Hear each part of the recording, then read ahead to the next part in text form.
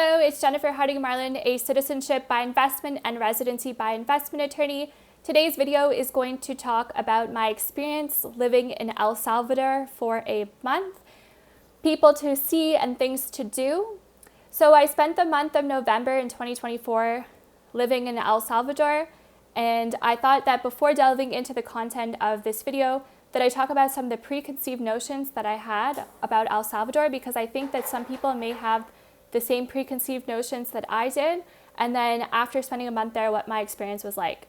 So one of my biggest concerns about El Salvador was the safety and security, especially as someone who's into Bitcoin and into cryptocurrency, whether or not it would be safe. I had read a lot about gang-related violence and crime before going, and I almost didn't even go. But I was pleasantly surprised that wherever I went, I felt safe. At all times, I was in a group, however.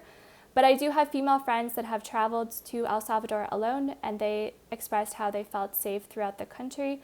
And obviously, it's important to be safe wherever you are and take necessary precautions. But this was a preconceived notion that I had, that there'd be a lot more crime than there is in El Salvador. So another preconceived notion that I had was that I thought there'd be a lot of extreme poverty. In any country around the world, or most countries around the world, there is poverty. There is poverty in El Salvador and people that are in need and that do need help, but I thought that it would be much more prevalent and prominent, and that I would see it a lot more. Obviously, I didn't go up into the mountains or seek out locations where people are in need, but I thought that people would be coming up asking for money, and this wasn't the case in El Salvador. So another preconceived notion that I had, and I don't know if I pronounced this right, but the Shivo wallets that were introduced, I thought that the government would be much more trying to push for centralization and trying to track its citizens and being much more authoritative in terms of tracking citizens through Bitcoin. And what I came to experience was that a lot of people use alternative wallets and have made alternative arrangements to accept Bitcoin, and are really trying to be to go away through using centralized means such as the Shivo wallet. And again, I'm not sure if I pronounced that right. And so another preconceived notion that I had was I thought that the cost of living in El Salvador would be much lower than what I experienced. Again, I'm not living there full time. I'm not a local. I'm not speaking the local language. It's obvious that I'm a tourist when I'm there.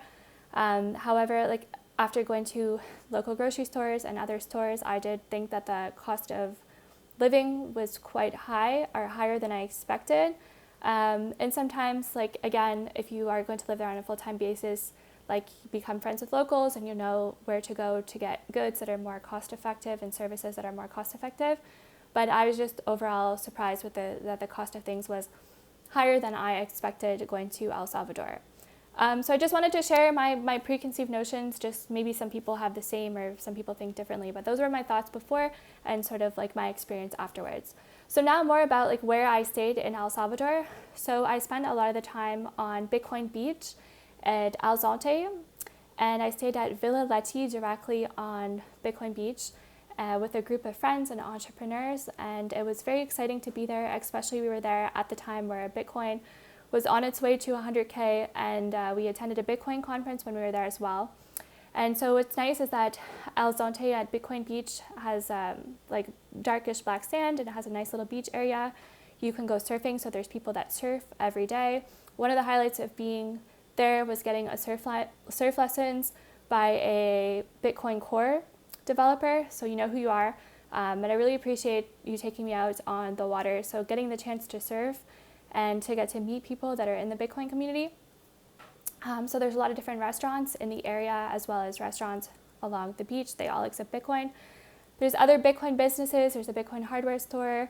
There's the Hope House, which was really nice to go see and visit. And then people are really dedicated to giving back to the community and really trying to educate people on Bitcoin within schools, and trying to get the kids and the students to have more financial literacy and be able to change their lives, as well as educate their parents and educate their community. And every Saturday on the weekend, they do have free surf lessons for local kids, or if the waves are too bad, then they will have a soccer or an activity. And so there's a lot of people that are volunteering to do and proactive within the community. So that was something like really nice and really special to see, that people were really trying to give back.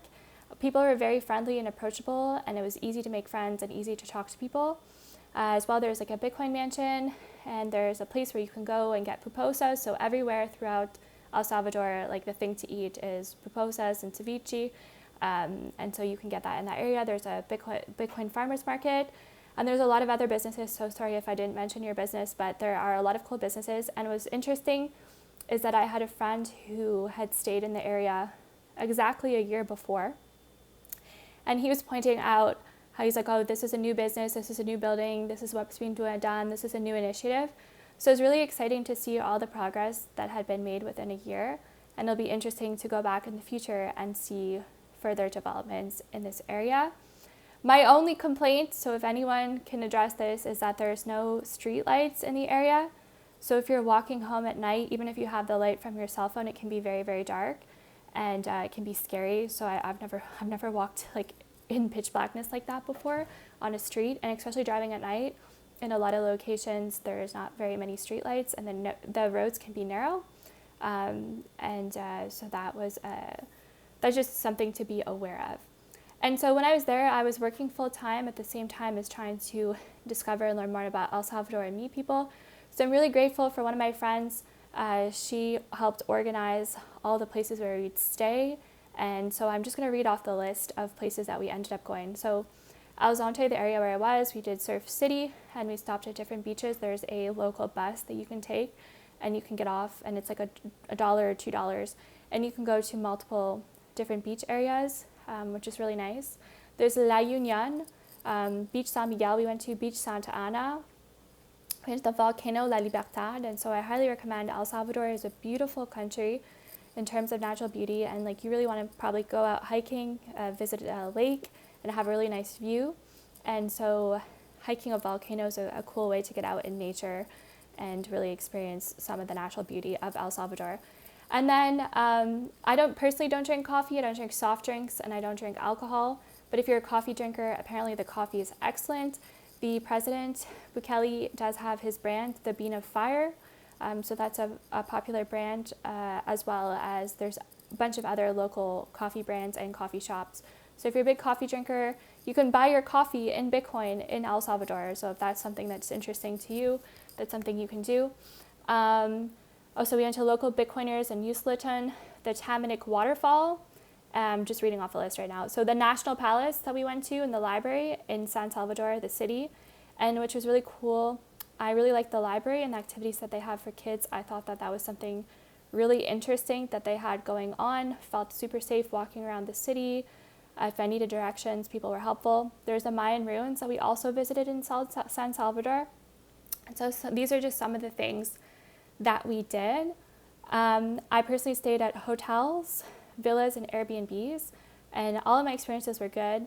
I was surprised at the hotels that I had stayed at. I had sometimes taken a breakfast, like 3 days. I stayed at the hotel 3 nights, and I had breakfast every single day. I went to go and pay my bill. I'm like, I'm checking out. I'd like to pay my bill for the breakfast.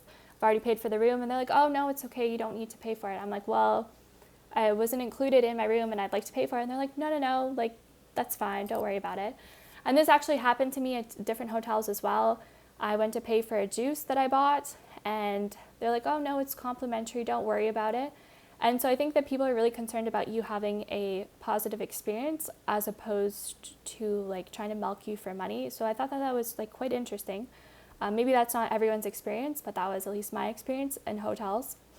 Airbnb stays were nice, and villas, where I stayed at the villa was really nice, and it was directly on the beach. So we attended the Adopting Bitcoin conference, and the Adopting Bitcoin conference, I do believe they do it in a couple locations all around the world. It was the biggest Adopting Bitcoin El Salvador conference that they've had. So it was really nice to get to meet people from the United States, from Germany, from Panama, from Canada. There's quite a few Canadians that have chosen to relocate on a full-time basis to El Salvador, so I found that was really interesting. While the conference wasn't from a developer's perspective, it was interesting to see all the developments that is going on in El Salvador, as well as the Bitcoin community, I actually ended up seeing a few clients that I had never met in person before. So it was interesting to hear their perspectives about living in El Salvador and getting to know more about their background and get to know them more. So that was exciting.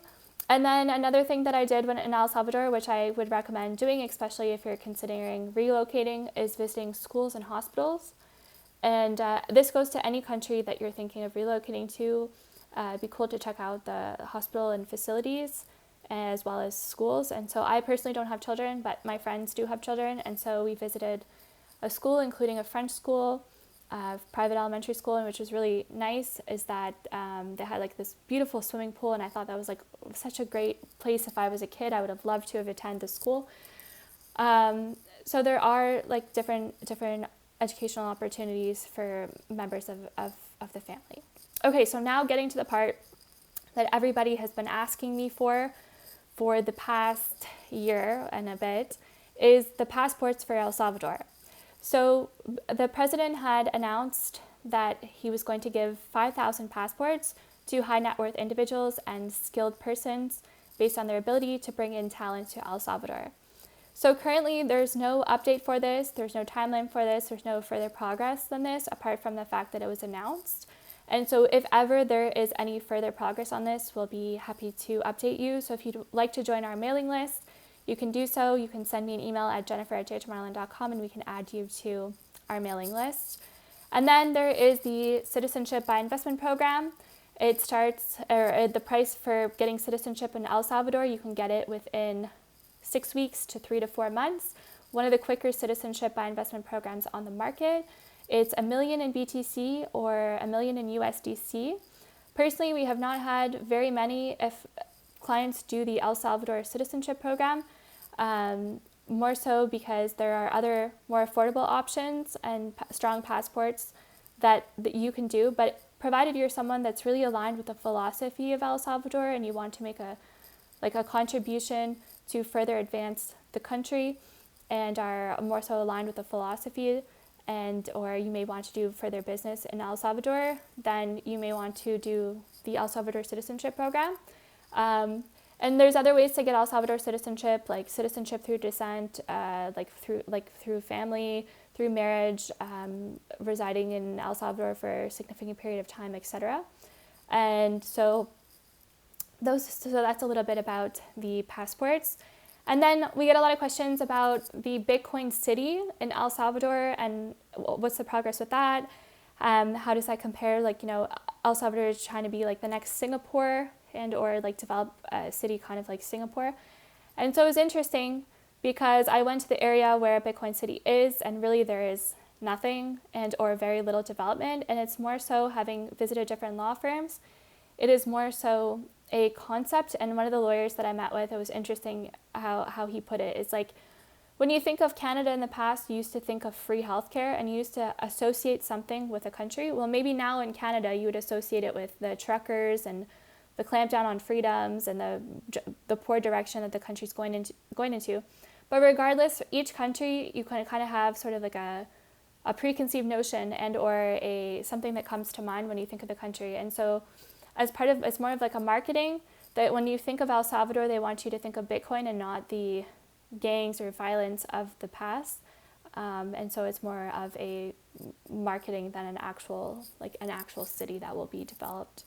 At least for now, like maybe one day it will become a real Bitcoin city. And then, so it's interesting. So we do have clients, and a lot of the times as a law firm, we need to deal with other law firms. And I think it's important to oftentimes deal with somebody on the ground. And so I was doing due diligence research on different firms for different clients, and I had business to do in El Salvador. And so it's interesting because we asked a lot about residency by investment and people relocating to El Salvador and the legal requirements in order to properly be a resident of El Salvador. It's interesting because every single law firm had different answers to how Bitcoin's taxed, how to set up a company, and how to legally reside and apply for residency through investment in El Salvador. So I'm going to do a separate video on this, but basically it's relatively easy to become a resident of El Salvador. You can incorporate a company. There's like work-based residency, family-based residency, retirement, special skills, students, etc. So there's different ways that you can apply for residency. One of the downsides, which I was kind of disappointed about the El Salvador residency, is that you cannot leave the country for more than 90 days in order to maintain your residency. And so as someone that's a digital nomad or someone that has business interests all around the world, in order to fulfill the requirements of physically being present in El Salvador for so long every year, can often sometimes be difficult may not be appealing for certain people. And so it's interesting to put proposals forward and see if they rebrand their residency program. Panama, which is a nearby country, they have a residency program, and in order to maintain your residency, and like note that your residency and tax residency are different things, and that like permanent and temporary residency are different things as well.